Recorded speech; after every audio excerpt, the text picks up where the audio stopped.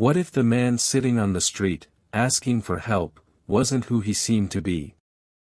In this story, a billionaire man pretends to be a poor beggar on the street, but the one person who chooses to help him is a poor, dark-skinned girl with a heart full of kindness.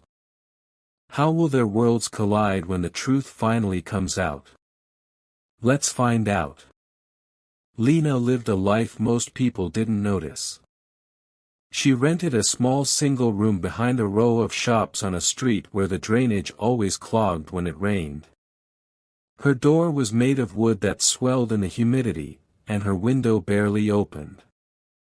There was a mattress on the floor, a stool she used as a table, and a yellow basin she used for everything from washing to cooking. She never had time to decorate or clean beyond the essentials. Most days, she only had the energy to come in, eat quietly, and sleep. She worked 3 jobs. The first one started at 5 in the morning, cleaning classrooms in a small private school across town. It wasn't a good job, but it paid on time. She scrubbed toilets, wiped desks, and swept corridors before the teachers and students arrived. After that, she rushed to her second job, serving tea at a stall near the train station. There, she stood on her feet for hours, pouring hot drinks, wiping counters, and carrying trays to impatient customers. In the evening, she worked at a church-run daycare where she looked after children whose parents worked late. The pay there was low, but she liked the children. It reminded her of what life could be if things were better. She passed the main bus terminal twice a day. The area was always busy. Commuters moved in all directions. Bus conductors yelled out destinations. Vendors sold boiled eggs, roasted maize, fried snacks. Children cried. Mothers shouted. It was a place where nobody stopped moving. One morning, Lena saw a man sitting at the corner near the junction where buses turned. He wasn't doing anything. He had no cup, no sign, no stretched out hand. Just a small bag next to him and clothes that looked like they hadn't been washed in a while. His posture wasn't the kind that begged. He just sat there, looking at the ground. She walked past him. She didn't give it much thought. The next day, she noticed him again. Same position, same expression. This time, she looked at him a little longer. He didn't look back. He seemed distant but awake, like he was watching the world quietly. She kept walking. By the third day, she felt something when she saw him. It wasn't pity. She had seen beggars all her life and had learned not to stare. But this man wasn't like the others. He looked like he'd been put there and forgotten. He wasn't doing anything to be seen. That, in itself, made her notice him more. That evening, after her shift at the tea stall, she had some leftover food in a small paper bag, some rice, a bit of cabbage, and 1 boiled egg. She had saved it for herself, but when she saw him still sitting there, she paused. She walked to him without speaking and held the bag out. He looked up at her for the first time. His eyes were quiet but alert. He didn't ask any questions. He just took the bag, nodded, and said, "Thank you." She turned and walked away. The next day, she brought an extra piece of bread from the stall. She had bought it with her own money, and even though it wasn't much, it still cost her something. She handed it to him silently. He looked at it, looked at her, and said, "Thank you," again. That became a pattern. She gave. He accepted. Neither of them asked anything else. After a week, she sat next to him for the first time. It was early evening. Her back hurt. Her feet were swollen from standing all day.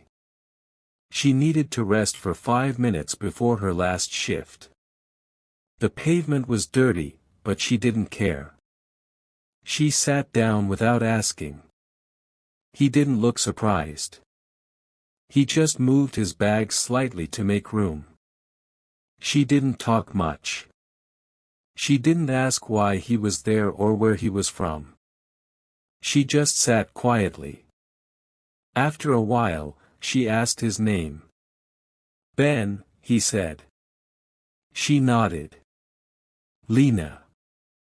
That was it.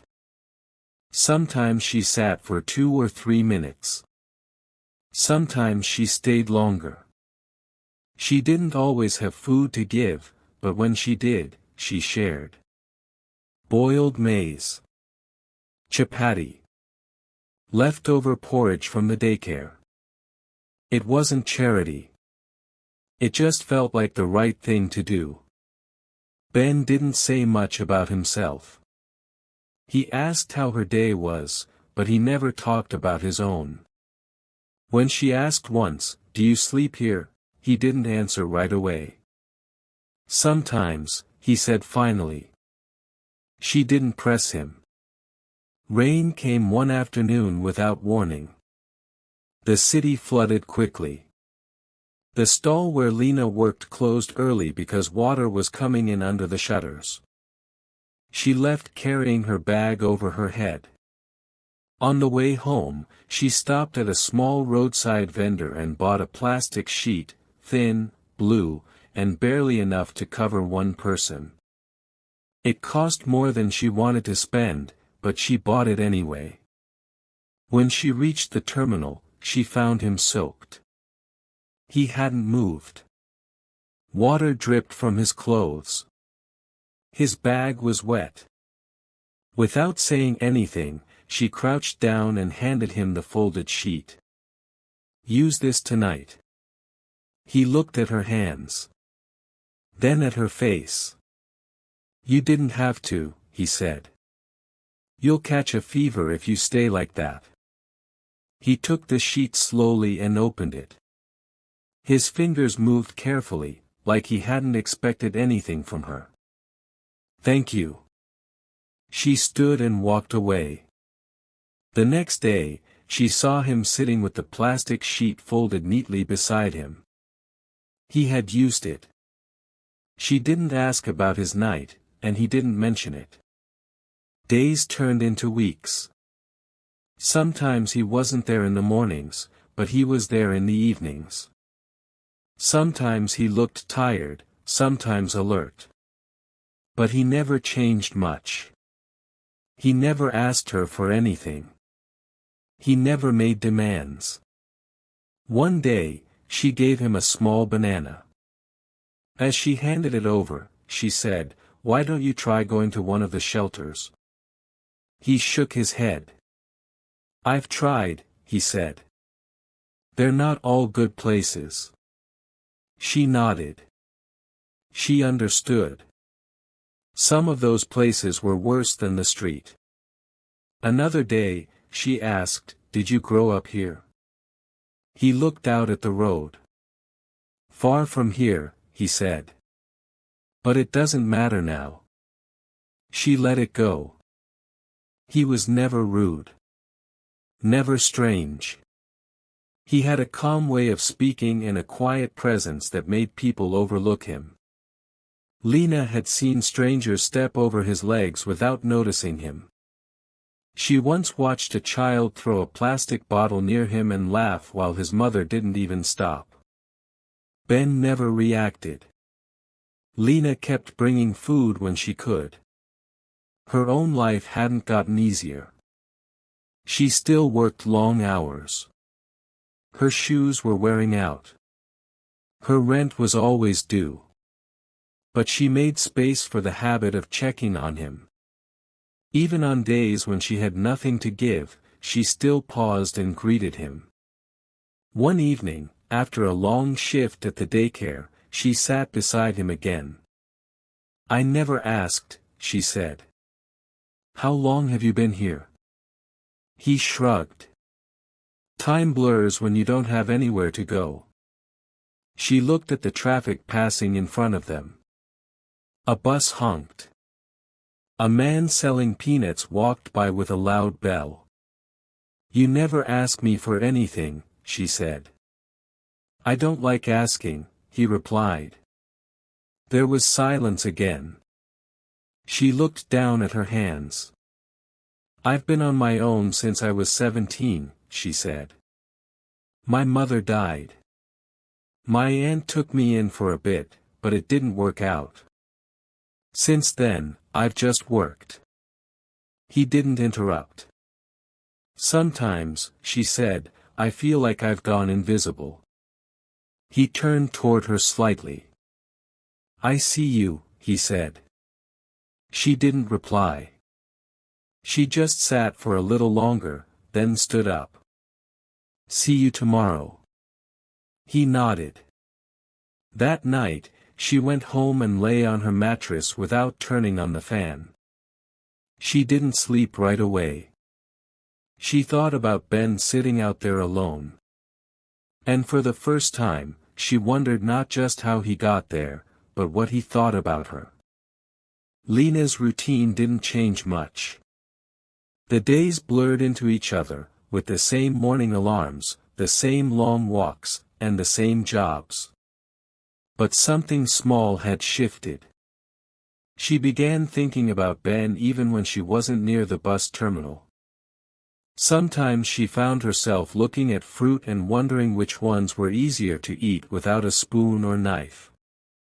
Other times, she walked an extra 5 minutes out of her way just to stop by a stall that sold warm bread. He didn't always take what she gave him right away. Sometimes he'd let her sit down beside him before he opened the bag. He always said thank you, always in the same calm voice.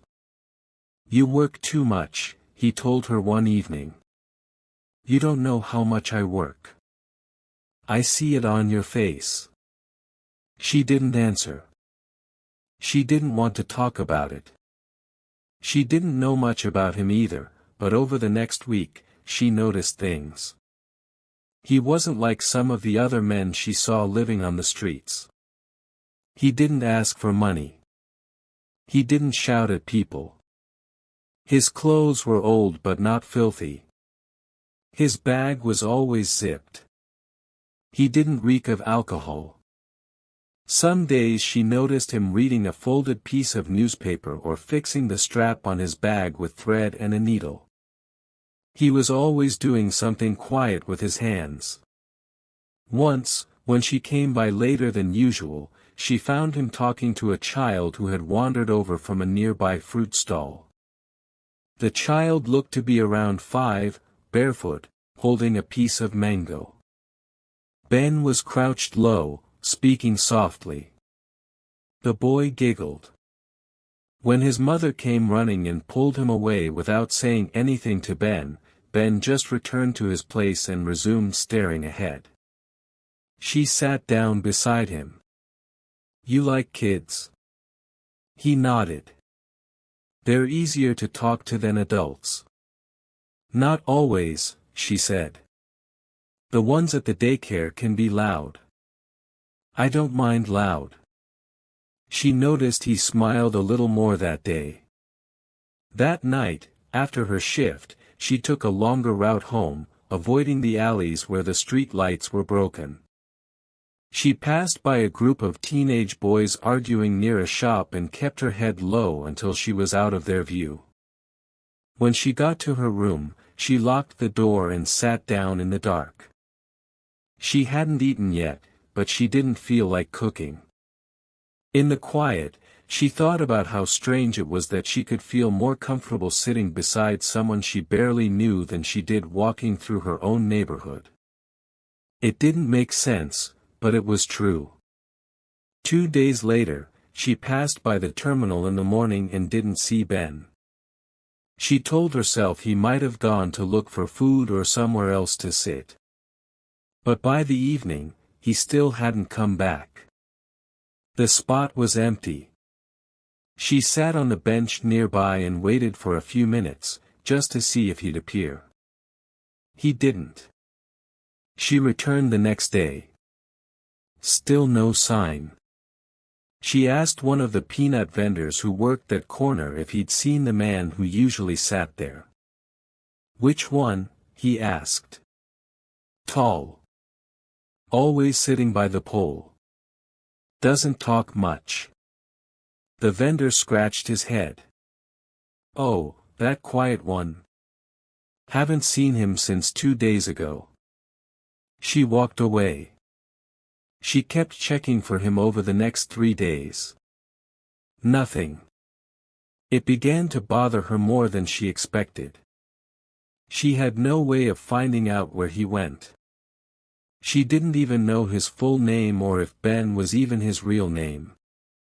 She considered asking around, but she didn't know who to trust with the question. People would ask why she cared, and she didn't want to explain. When he finally returned, it was a Saturday. She had just finished her second shift and was carrying a bag with 2 bread rolls and a banana. She turned the corner, not expecting anything, and there he was, sitting in the same spot like he had never left. He looked up when he saw her. She didn't speak. She walked straight up to him and handed him the bag. "Where were you?" she asked. "I had to go somewhere," he said. "No one knew where you went." "I didn't tell anyone." She sat down beside him. "People disappear from this city all the time," she said quietly. "I thought you were gone. I came back." She didn't ask any more questions. He didn't offer details. She noticed his face looked tired, and there was a slight bruise near his jaw. His hands were scraped, like he'd fallen or been in some sort of scuffle. She pointed at his arm. "What happened?" "Nothing serious," he said. That was the end of it. That evening, as they sat in silence, she reached into her pocket and pulled out a small coin. It wasn't much, but she held it out to him. He shook his head. "Keep it. It's not much." "Still. Keep it." She hesitated. "It's not charity." "I know. But you don't have much either." She looked at him. Then she put the coin back in her pocket. "You're different," she said. He didn't respond. In the following days, she started making it a habit to sit with him for at least 5 minutes before or after work. She noticed others watching her sometimes, commuters who passed by every day, shopkeepers across the road, but no one said anything. They probably thought she was just another lost person. She didn't care. Once, while they sat in silence, she said, "Do you ever wish things had gone differently?" He looked at her. "You mean in life?" "Yeah. All the time." She nodded. "Me too." They didn't have to say what had gone wrong. It was enough to know something had. One evening, she brought him a pair of socks. They weren't new. They were her brother's, from when they were kids. She had kept them for no good reason. She didn't even know why she still had them. She handed them to him without wrapping. He turned them over in his hands. "These yours?" They were. "Too small for me now." He looked at her. "Why are you giving me socks? Your feet are always dusty." He didn't argue. He placed them in his bag carefully. "Thank you." She stood up and left. The next day, he was wearing them. One evening, it rained again. Harder than usual. The terminal flooded. She had to wade through water to get to the main road. Her skirt was soaked to her knees, and her bag was dripping. When she reached the bus stop, she saw him sitting under a plastic covering near one of the stalls. He was holding it over his head like a small roof. She joined him without asking. He moved aside to make space. "You should have stayed somewhere dry," he said. "I had to finish my shift." Still. She looked at the passing traffic. "I don't have anywhere else to go." "Neither do I." They sat like that for a while, the plastic sheet rustling above them. "Some people think I'm stupid for helping you," she said. "Who?" "People I work with. People on the street. They don't say it, but I can see it in their faces." He didn't say anything right away. "They don't know you," he said finally. "They don't know me either." When the rain stopped, she stood up to leave. "You'll be back tomorrow?" he asked. "Maybe," she said. "If I'm not too tired." He nodded. "I'll be here." And he was. The connection between them wasn't dramatic. There was no spark or music. It was just there, quiet, consistent, and easy. She never thought of it as anything special. She just knew she didn't feel alone when she was sitting beside him. And in a city full of people, that was something. She didn't need to know everything about him. And he didn't need to know everything about her. It was enough that, for a few minutes each day, they shared a small piece of quiet that didn't belong to anyone else. Lena didn't notice it right away, but she had started changing her daily rhythm just to make more time near the terminal. It wasn't a decision she made openly. It happened gradually. She started leaving the tea stall 10 minutes earlier than usual. She stopped at the fruit cellar more often. She sometimes even skipped the extra bus that would have taken her closer to home, just so she could walk past the place where Ben usually sat. Some days, Ben would already be there when she arrived. Other days, she got there first and waited a few minutes, pretending not to. She always carried something for him. Nothing big. A hard-boiled egg. A piece of mango. A pack of cheap biscuits. Once, she gave him a small notebook she found in a donation box at the daycare. It was half-used, with cartoon stickers on the front. He took it with a soft look and said, "I used to write things down all the time." Now he used it to jot down lists and numbers. He never said what they meant. They had reached a rhythm. There wasn't a plan to it. There were days they sat in silence, and days they spoke for 10, 20 minutes. Some days he told her things. Like the time he once worked at a shop selling second-hand electronics. Or how he liked peanut soup but hadn't tasted it in years. Or that he didn't know his father's real name, just the nickname everyone called him. Lena listened. She didn't interrupt. She never asked too many questions at once. If he shared something, she let it sit without trying to dig deeper. In return, she told him little things too. She talked about a boy in the daycare who kept hiding his shoes. Or how the woman at the tea stall always pocketed sugar instead of putting it in the mix. She told him how she once lost a job because she missed 2 days when she had malaria. She never cried while talking to him, but once her voice cracked, just a little, when she said, "Sometimes it feels like I'll never have time to rest." Not really. He didn't say much in response.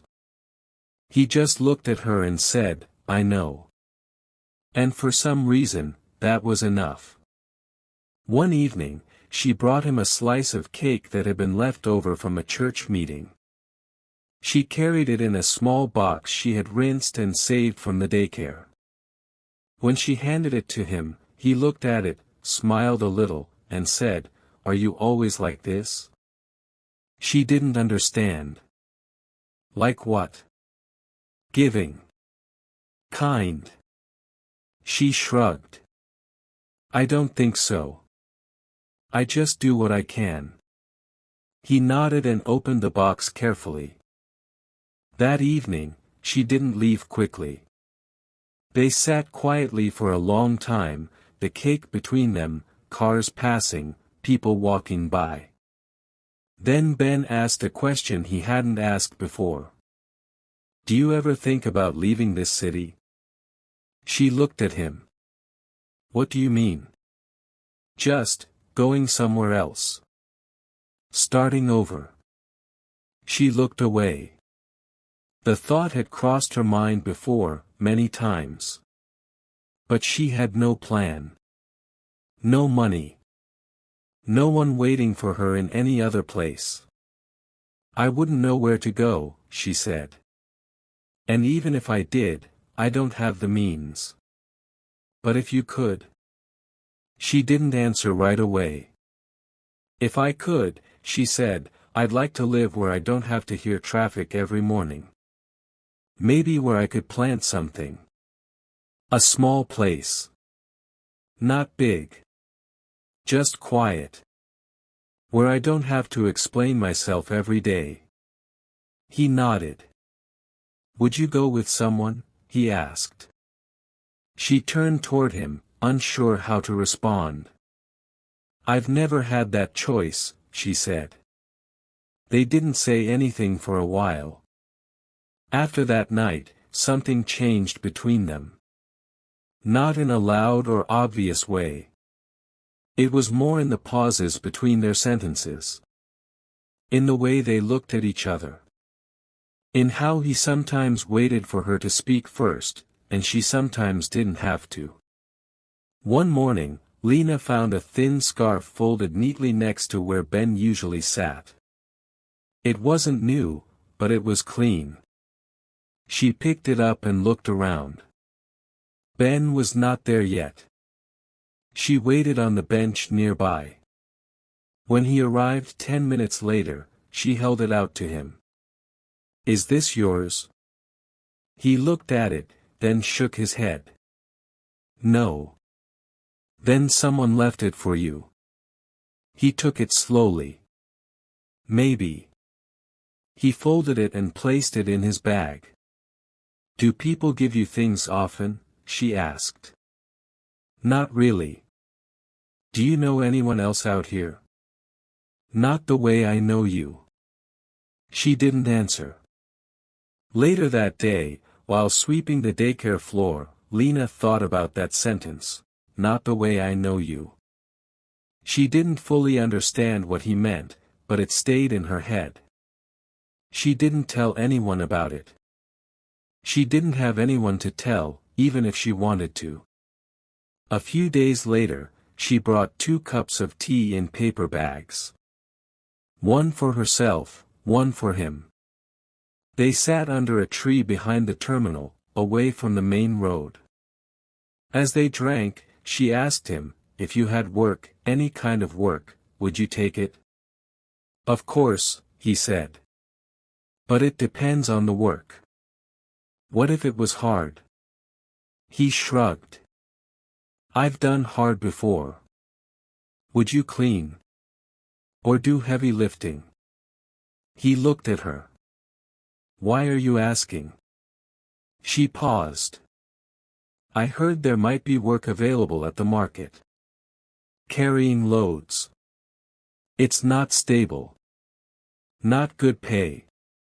But it's something. He didn't respond right away. I'll check it out, he said finally. Thanks. She hadn't expected him to say yes. The next day, she asked one of the women she knew at the tea stall if the job was still open. The woman said it might be. Lena gave Ben the directions. 2 days later, he was gone again. This time she knew where he had gone, and that made it feel different. When he returned, he looked more tired than usual but less aimless. "They let me help with offloading in the morning," he said. "It's not much, but it's something." She handed him a piece of bread. "That's good," she said. "Even if it's small." He nodded. "I appreciate you thinking of me." It wasn't just the job. It was the way he carried himself after that. He started standing straighter. He kept his hands cleaner. He shaved the patchy beard he had grown. One day, Lena arrived and didn't see him at his usual spot. But instead of worry, she waited calmly.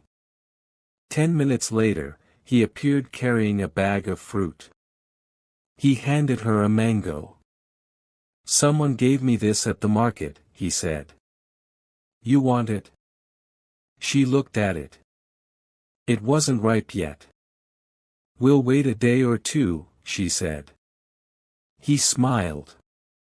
That evening, she sat with him longer than usual. She told him about a small dream she'd had as a girl. That she wanted to be a tailor. She used to stitch clothes for her dolls with scraps from her aunt's old wrappers. But she had never had the chance to train. "You'd still do it?" he asked. "Maybe. If I had time." What if time wasn't the problem? She looked at him. "Then yes," she said. "I'd still do it." They didn't speak for a while after that. The street lights came on. People walked past. No one stopped. Eventually, she stood. "I'll see you tomorrow."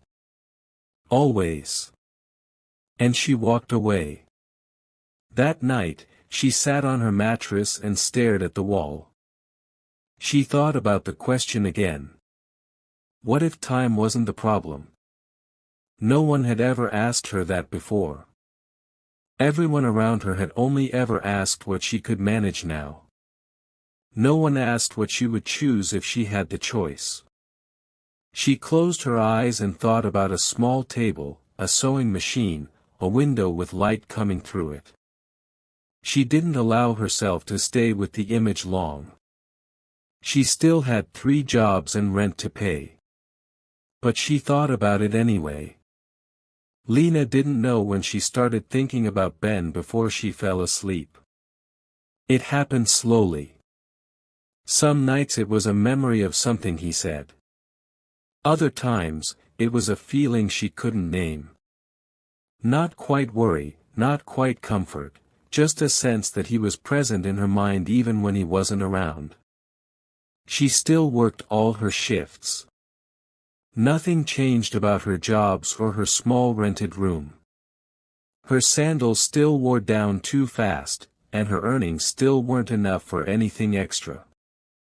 But the time she spent near the terminal felt like a pause in all of that. She had no name for what was happening between her and Ben, but it was something that made her feel seen, and she didn't want it to stop. Ben continued helping out at the market. He never talked much about it. Lena could tell it was hard on his body. His clothes got more worn, and some days his hands were scraped again. But his eyes looked steadier, and his words came more easily. One day, he came to the terminal early and waited for her.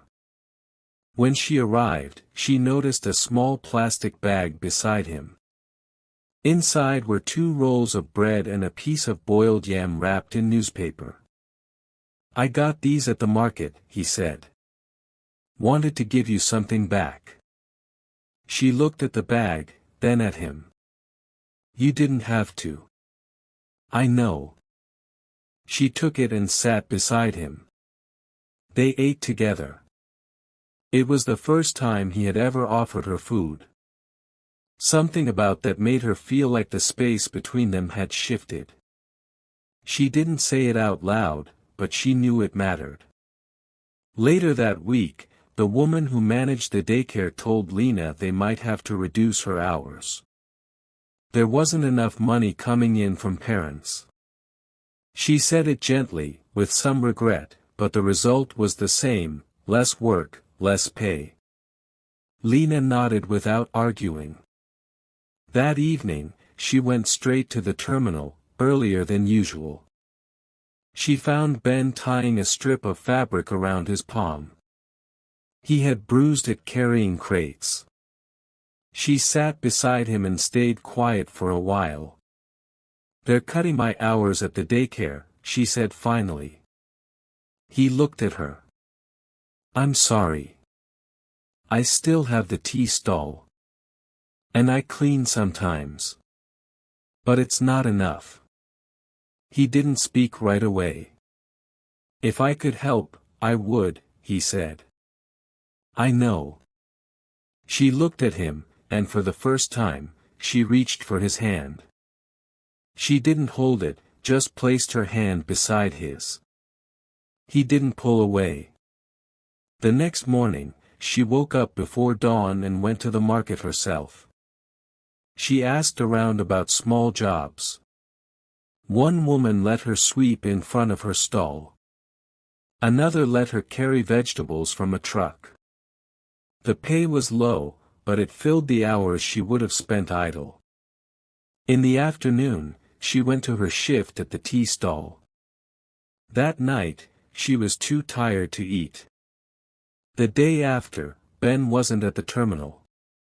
She waited a little, then went home. He didn't come the day after either. She tried not to worry, but her mind kept returning to the image of his bruised palm. He came back on the third day. When she saw him, she stopped walking and stared. He was sitting upright, and his arm was in a cloth sling. He had wrapped it himself. "What happened?" she asked as she approached. "Fell," he said. "Lifting something heavy." "Did anyone help you?" He shook his head. "I rested for 2 days." She sat down beside him. "You need a real bandage," she said. "And something for the pain." "I'll be fine." She didn't respond. That evening, she didn't go straight home.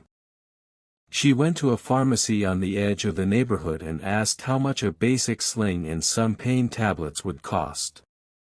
It wasn't cheap, but it wasn't impossible either. She bought only the pain relief and kept the receipt. The next day, she handed him the packet. He stared at it. "I didn't ask for this," he said. "I know. Take it anyway." He looked at her. Then he nodded. The next week passed without much change. They saw each other almost every day. She stopped bringing food all the time. Sometimes they just sat. Sometimes she told him what she saw at the market: people shouting over prices, a boy carrying too many baskets at once, a woman with a baby tied to her back who argued over one bad tomato.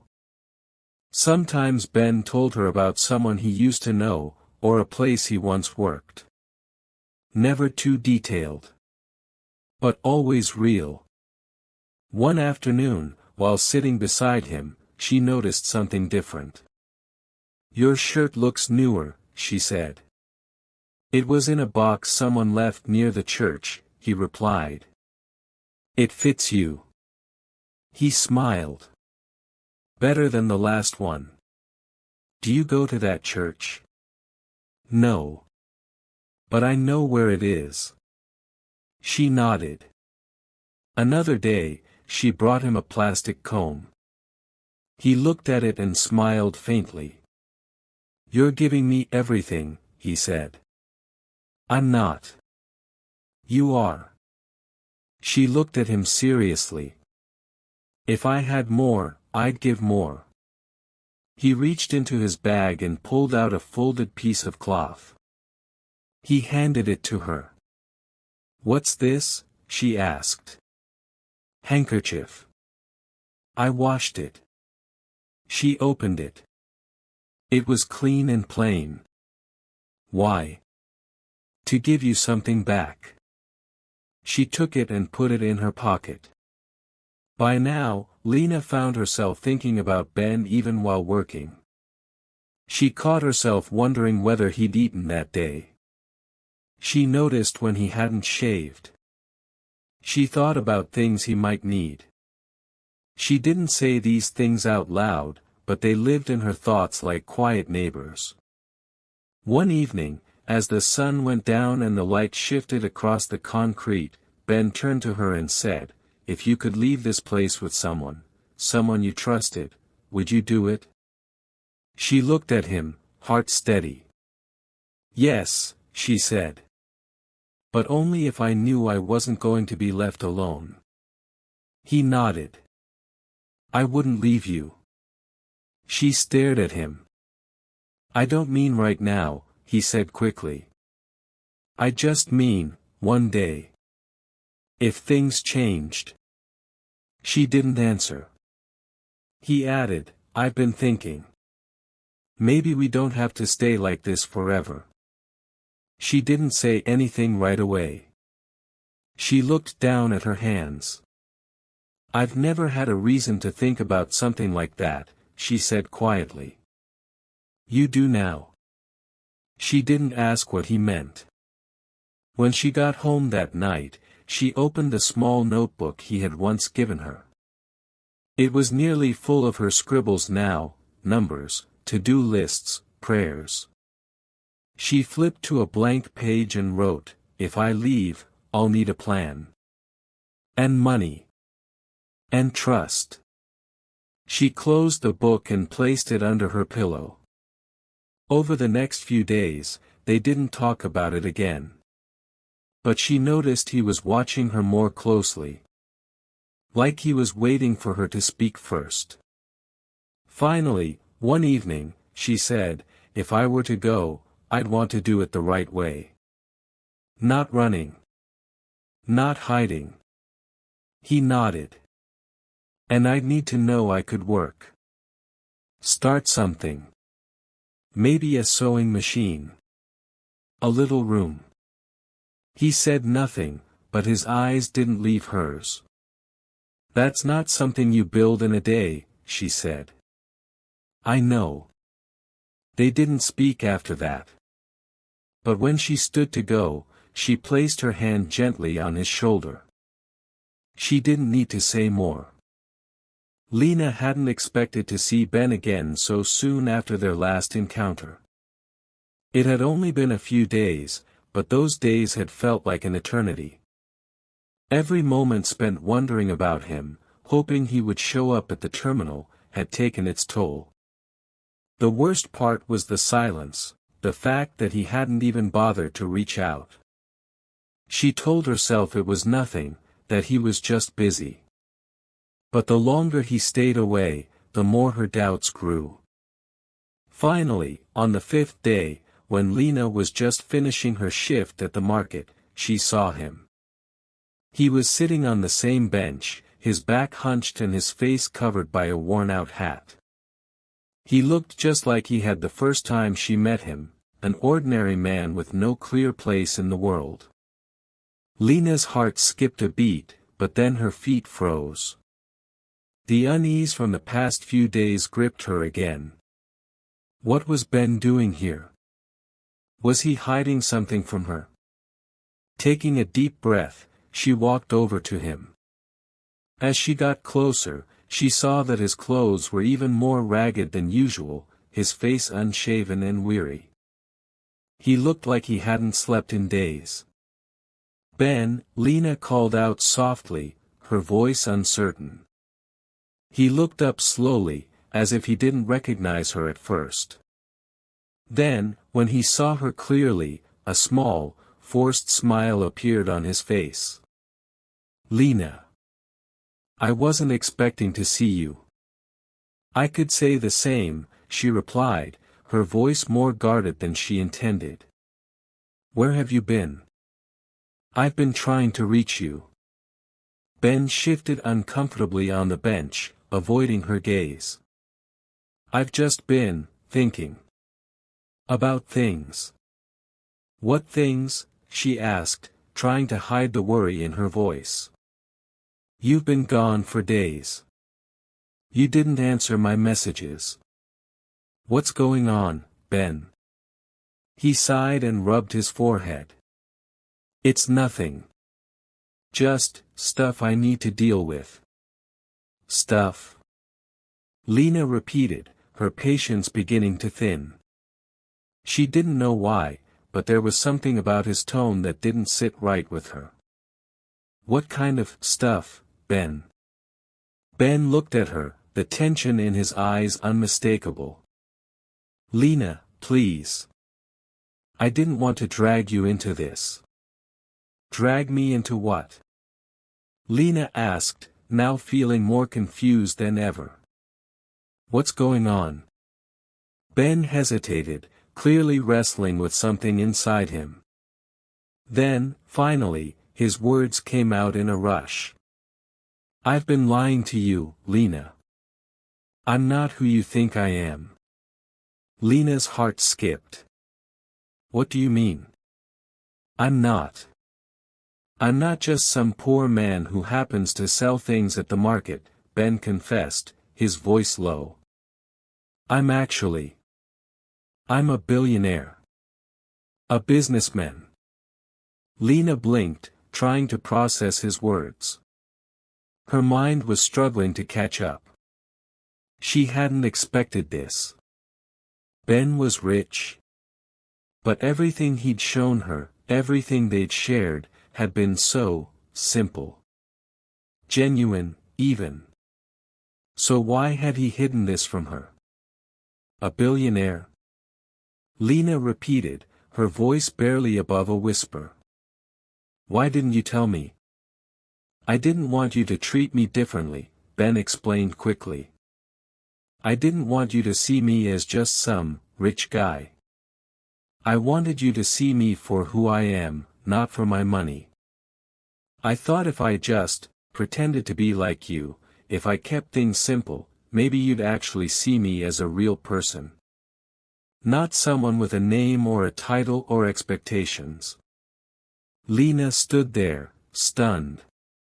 She had always wondered why Ben never talked about his life outside the market, but she had never pressed him. Now, all the pieces were falling into place, but they didn't make sense. Everything felt like a lie. How long were you planning on pretending? She asked, her voice shaking. Ben looked away. I didn't plan on anything, Lena. I didn't know how to tell you. I thought if I kept it going, it would work. But I know now that was wrong. Lena felt a wave of emotion hit her. Anger. Betrayal. Confusion. So all this time, you've been lying to me? Everything was just a game to you? No, that's not it, Ben said quickly, standing up. It wasn't a game. I swear. I care about you, Lena. I didn't want to hurt you. Lena shook her head, unable to contain the frustration welling up inside her. But you did. You lied to me about everything. You didn't trust me enough to be honest with me. How am I supposed to believe anything you say now? Ben reached out, but Lena stepped back, holding up her hands. I don't know who you are anymore, she said, her voice breaking. You're not the person I thought you were. I'm still the same person, Ben insisted, his voice pleading. I didn't want to hurt you. I wanted to be someone you could trust. Someone you could count on.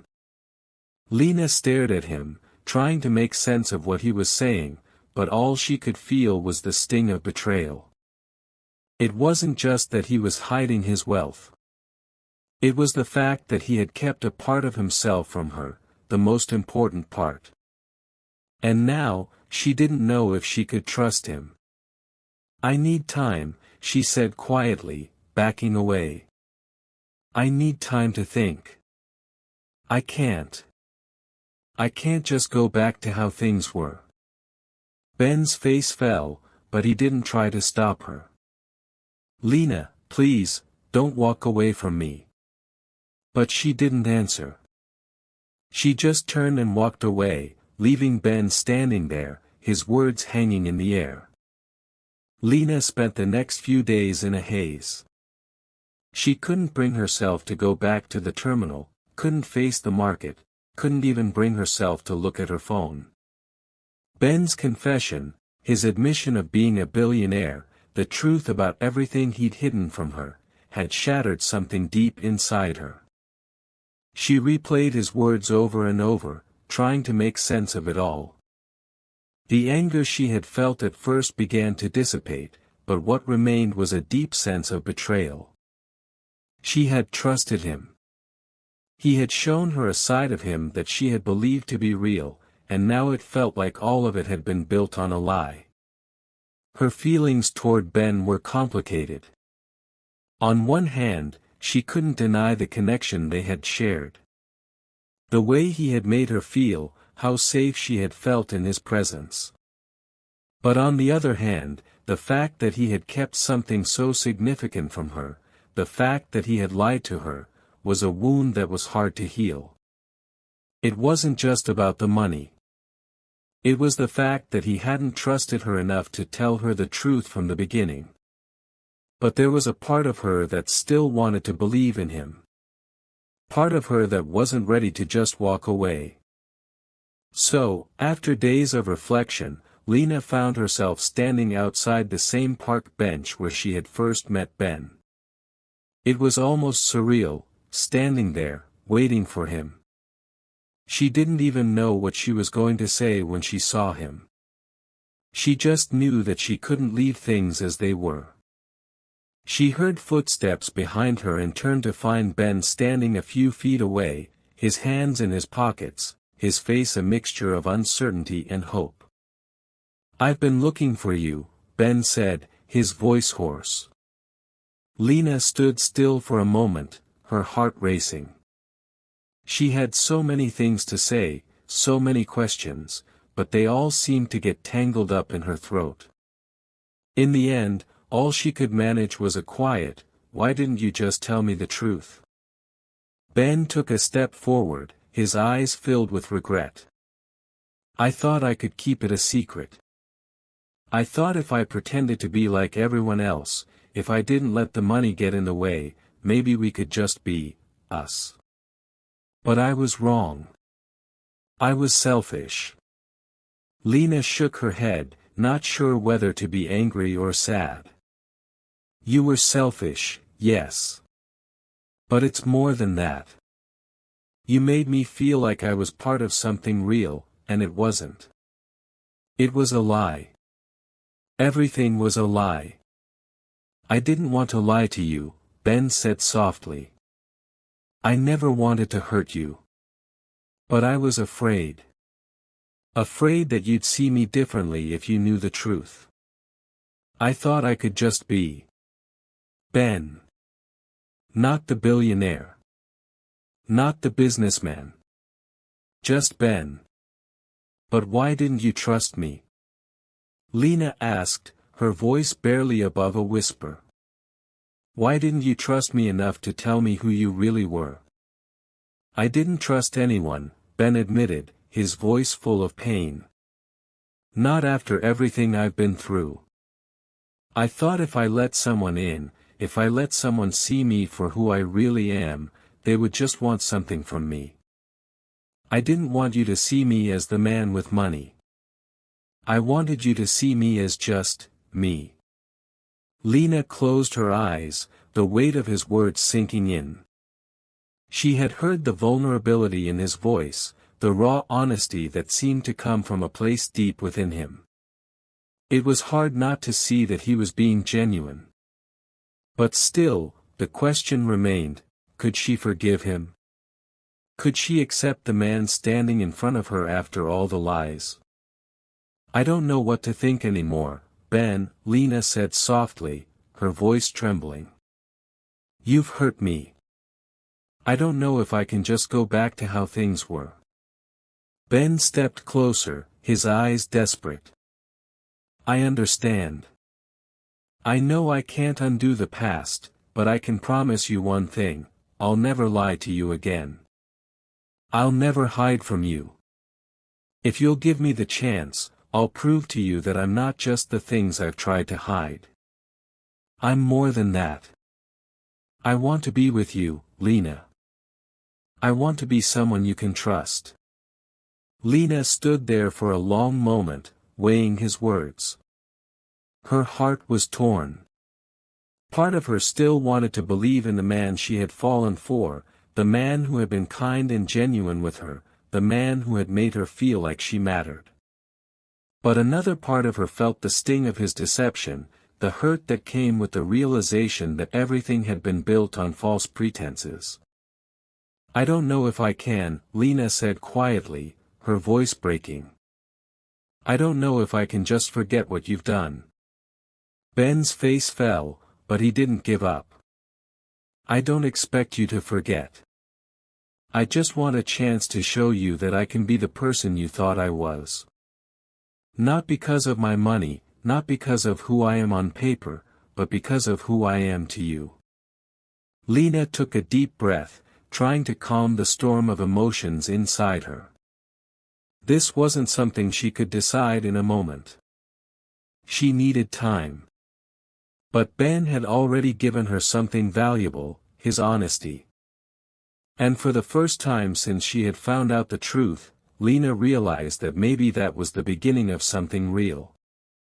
I can't promise anything, Ben, Lena said softly. But I'm willing to try. I'm willing to see if we can start over. If you're really who you say you are now. Ben's expression softened, and a small, genuine smile tugged at the corners of his lips. That's all I need. I just need the chance to show you that I'm not the man I was when I lied to you. I'm better than that, Lena. And for the first time in a long while, Lena felt a glimmer of hope. Maybe, just maybe, they could move past this. Maybe they could find a way to rebuild the trust that had been shattered. As they stood there, side by side, the future was uncertain, but the possibility of something real was now within reach.